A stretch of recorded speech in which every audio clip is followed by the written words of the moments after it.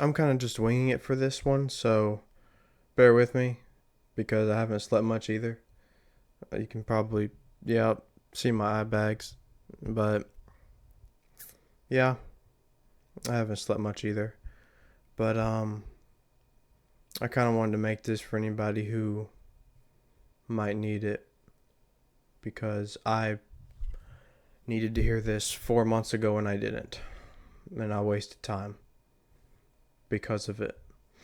For context, I released a video. When was it? Hold on. Yeah, it was a week ago. It was just clips that we haven't used in the last few months.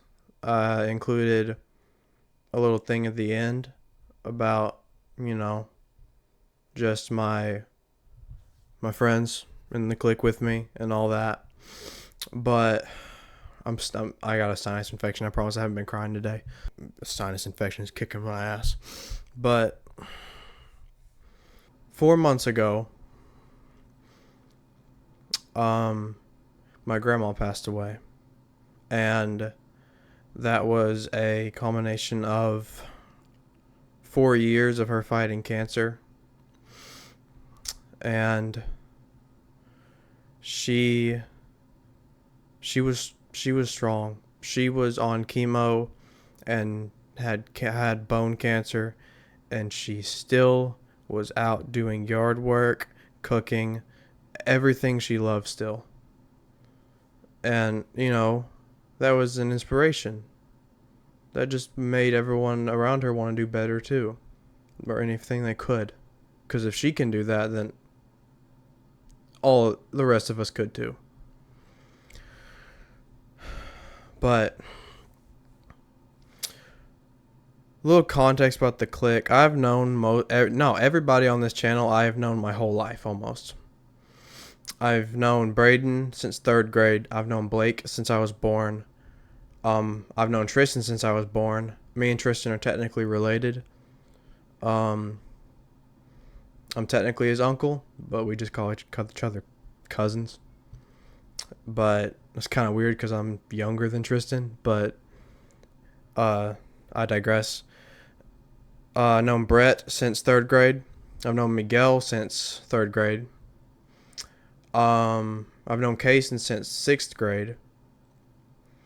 So everybody on this channel I've known forever. I really lucked out in that department of when we got into high school. We never changed. We never thought we were better than everybody else. We never thought, oh, we should drop each other because we're better than them now. No, that's stupid. That's not growing up. That's doing the opposite. But my house, my grandma's house, Braden and Blake, Tristan has always lived out of town, but even when he was in town, that's where we'd all hang out. That was the safe haven. That was base of operations, was my grandma's. She treated them all like they were her grandkids too. She was the sweetest lady ever. I don't even think the world deserved her. And I'm not going to ramble on because I ramble on for hours about why. But 4 months ago, she passed. One night, my grandpa found her on the ground by her bed, but she was on the floor, and he takes sleeping pills, so keep that fact in mind. But he called the ambulance because she wasn't. It didn't sound like, from what he said, she wasn't responding to him. The ambulance came, and at the time, it sounded like they just left her, because that morning my mom found her and her organs had done failed, if you catch my drift. Everything like that. My mom asked my grandpa. I don't think he knew what she meant, but she asked him, Was she like this when they came last night? And he said yes. I don't think he realized what she meant, but yeah, and turns out it wasn't even the cancer. I don't know what the name of it was. It can happen from chemo, but apparently, the sooner that you catch it, if you sometimes catch it soon enough, you have a chance of living. So after she died, well, it just looked like that they left her, and that she was dead, and it was their fault. Well, that kind of put everybody in an angry place. But I can't really speak for everybody else, so I'm going to talk about my part of it. But see, at first I was angry, but I had to be okay for everybody else. Because everyone was either injured. It was like horrible timing. They were either injured, had surgery, or they were just put down like they couldn't function from like what happened. It was up to me for a little bit to make sure everyone was okay, make sure that the house was okay, all that stuff. It was a lot. I couldn't really grieve because they were on my mind. I didn't let myself grieve. Because I wanted to make sure they were okay.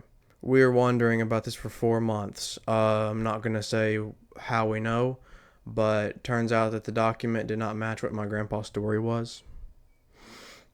Because if I say how we know this, then we're going to get in trouble. Or no, somebody will.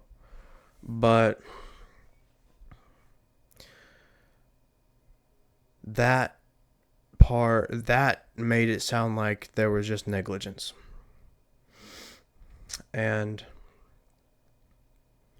for months, 4 months exact, I spent so much time finding someone to blaming them. It kind of seeped through in other parts of my life. It completely took me over. And I really don't deserve my friends. They didn't see it as much, but they were there so much more than I ever thought or expected them to be. Not that I didn't expect them to be there, but they just went above and beyond. And like Braden, he took soup over to my grandpa a lot. Blake and his family were always over there after it happened, making sure he was okay. Tristan drove 10 hours to be there. Ethan, he's been on the channel before. We weren't on good terms at the time. We are now. But even he showed up to be there for me and my family, even though we weren't on good terms.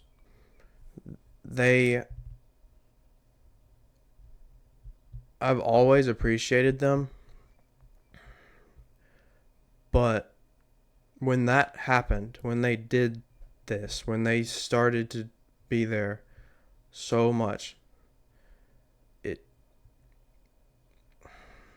I don't know if I can ever repay them. You know? I hope one day I can. But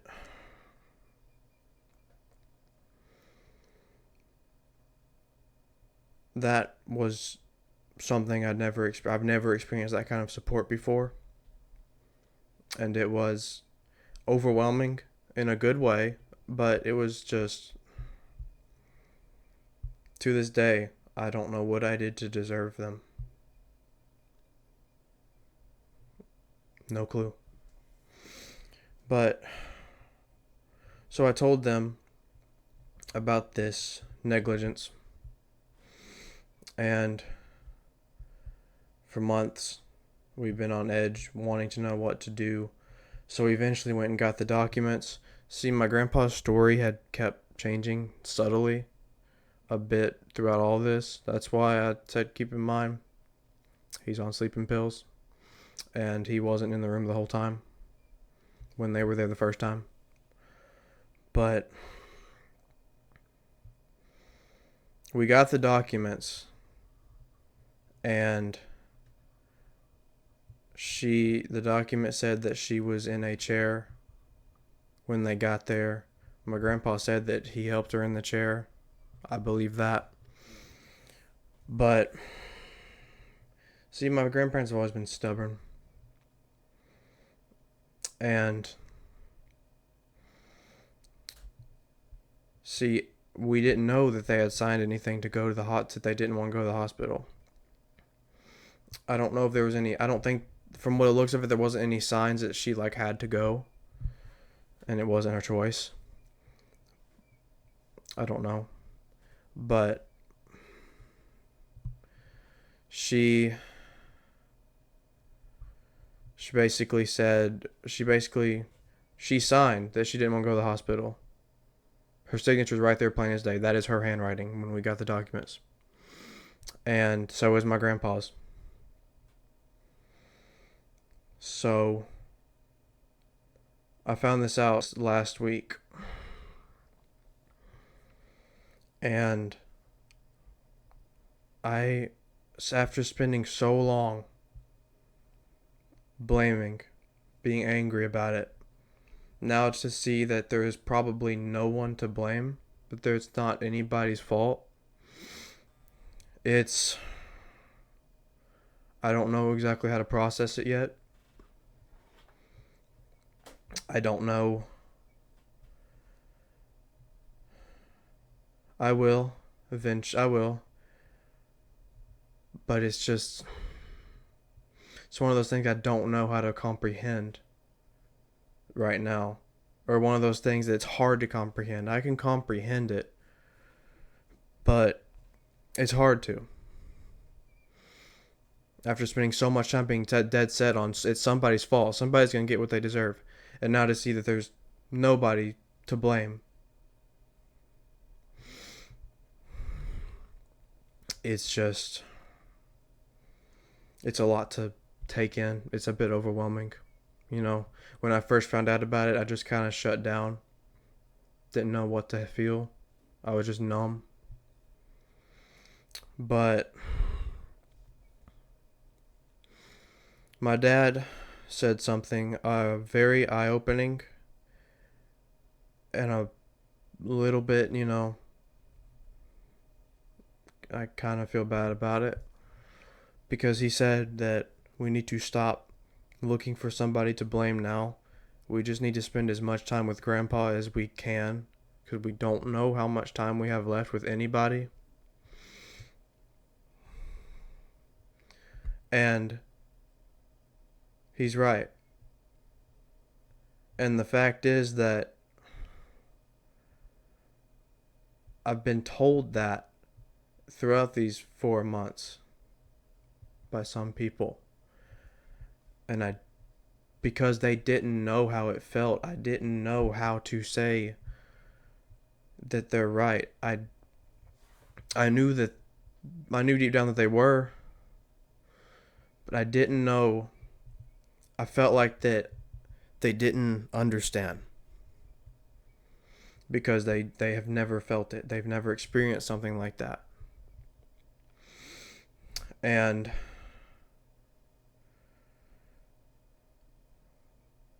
now seeing that there isn't anybody to blame, and hearing my dad say that, he's right. And that's what I'm passing on to everybody who's seeing this. If you're angry about something, especially and it has to do with the death of a loved one or losing somebody, please do not let it consume you, because it will affect not just that part of your life, it'll seep into every single part of your life. And before you know it, it's too late. Damage has been done. So I ask everybody who's dealing with something, please don't let it consume you. Please surround yourself with the people that you care about, because we don't know how much longer we have with them. Even back then, I surrounded myself with my friends because I just, one, I needed the support. Two, I'm grateful for them, and I just want as much time with them as possible, because we never know how much time we have. And today and Thursday, I went out and ate dinner at my grandpa at his favorite place. I used to be burned out on that place because we went there all the time, but that doesn't matter. It's with him. And, one day he's going to be gone too. And I'm going to regret not spending as much time with him as I can. And I'm going to regret being so angry and looking for somebody to blame and to punish.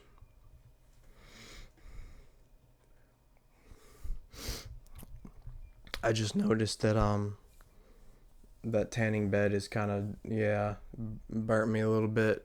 Oh well, it's fine. But I just wanted to pass that along to anybody who needs it, to anybody who's new to this channel, or just, we have fun on this channel, but we never really talk about ourselves. And I'm always the one, filming everybody else, filming their personalities. I've never really talked about myself either. But I hope this video finds someone, and I hope it speaks to them. And to everyone else, I just hope that it's either future advice, or maybe you just know me a little better now. But I thank everyone for watching, and I'll see you in the next one, which will probably be, if Braden gets done editing it soon, probably be Into the Pit compilation of all of the funny moments. So I'm excited about that. But yeah, I hope this video finds you well. Like, subscribe maybe, and I'll see y'all next time.